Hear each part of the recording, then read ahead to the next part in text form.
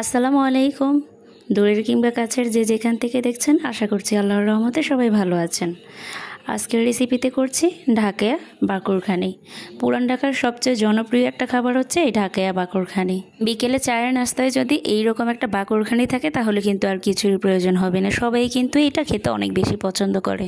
ঘরে থাকা উপকরণ দিয়ে সবচেয়ে বেশি মজার স্বাস্থ্যসম্মতভাবে কিভাবে বানাবেন সেই রেসিপিটাই আপনাদের সাথে শেয়ার করেছি। চুলায় কিভাবে এই বাকরখানিটা বানিয়ে নেবেন সেই রেসিপিটাই আপনাদের সাথে শেয়ার করেছি, তাই চ্যানেল সাবস্ক্রাইব করে সাথেই থাকুন। চলুন রেসিপিটা শুরু করি। প্রথমে আমি এখানে 1.5 কাপ পরিমাণে ময়দা নিয়ে নিচ্ছি।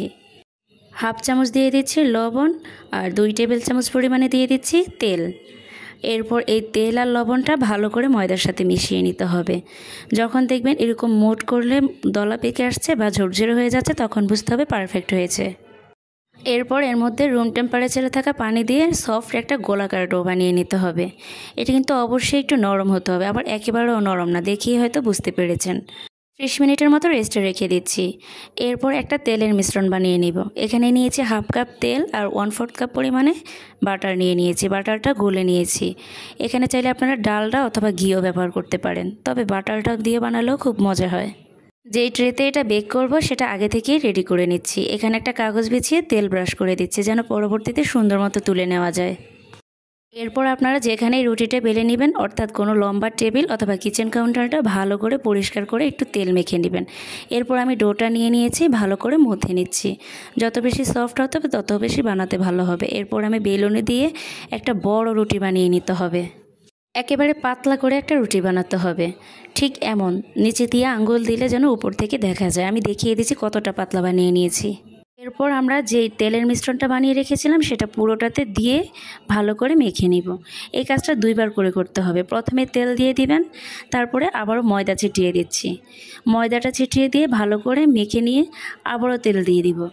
তেলের মিশ্রণটা দিয়ে আবারও ময়দা দিতে হবে, অর্থাৎ 2 বার। প্রথমে একবার তেল দিবেন, আবার ময়দা দিবেন, তারপরে আবারও তেল দিতে হবে, তারপরে আবারও ময়দা দিতে হবে। সবগুলো উপকরণ এভাবে 2 বার দিতে হবে। আমি কিন্তু পুরোটা ভালোভাবে বলে দিয়েছি বা দেখিয়েও দিচ্ছি। এই টিপসগুলো কিন্তু অবশ্যই ফলো করবেন, তাহলে ঠিকঠাক মতো বাকরখানিটা বানাতে পারবেন। এরপর উল্টো দিক থেকে একটা ভাঁজ করে নিয়ে আসবো, অর্থাৎ সমান অর্ধেক থেকে এই অর্ধেকে মিলিয়ে দিব। এখন আবারও উপরে দিয়ে দিব তেল, যে বাটার তেলের মিশ্রণটা করে রেখেছিলাম সেটা আবারও দিয়ে, এরপর আবারও উপর দিয়ে ময়দা ছিটিয়ে দিব। ময়দা ছিটিয়ে দেওয়ার পরে আবারও একবার তেলের মিশ্রণটা দিতে হবে, তারপর আবারও ময়দা দিতে হবে। প্রতিটা লেয়ারে এরকমভাবে দিতে হবে। একবার তেলের মিশ্রণ, একবার ময়দা, আবারও তেলের মিশ্রণ, আবারও ময়দা। প্রতিটা স্টেপে 2 বার ফলো করতে হবে। এখন আমি আরও একটা ভাঁজ দিয়ে দিচ্ছি। 2 কোণার থেকে টেনে এদিকে নিয়ে আসতে হবে। ভাঁজগুলো অবশ্যই ফলো করবেন। এরপরে আমি আবারও একবার তেল, একবার ময়দা, আবারও তেল, আবারও ময়দা দিয়ে ভালো করে মেখে নিচ্ছি।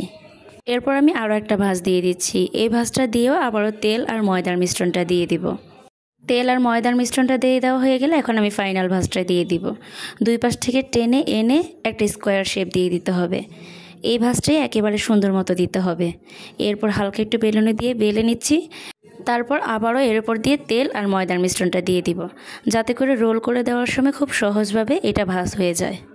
আমি চেষ্টা করেছি আপনাদেরকে প্রতিটা ভাঁজ দেখিয়ে দিতে, এমনকি খুব ডিটেলসে বলে দিয়েছি কিভাবে তেল আর ময়দার মিশ্রণটা ব্যবহার করতে হবে। অবশ্যই সবগুলো টিপস ফলো করবেন, এমনকি ভাঁজগুলো খেয়াল করবেন। এরপরে আমি এই ময়দা আর তেলের মিশ্রণটা দিয়ে দেওয়া হয়ে গেলে এক পাশ থেকে রোল করে নেব, আর রোল করে দিয়েই ফাইনাল ভাঁজটা দিয়ে দিতে হবে। রোল করা হয়ে গেলে হালকা হাতে একটু ঘুরিয়ে নিব যাতে মুখটা সুন্দর মতো লেগে যায়। এরপর একটা ছুরির সাহায্যে আমি কেটে নিচ্ছি।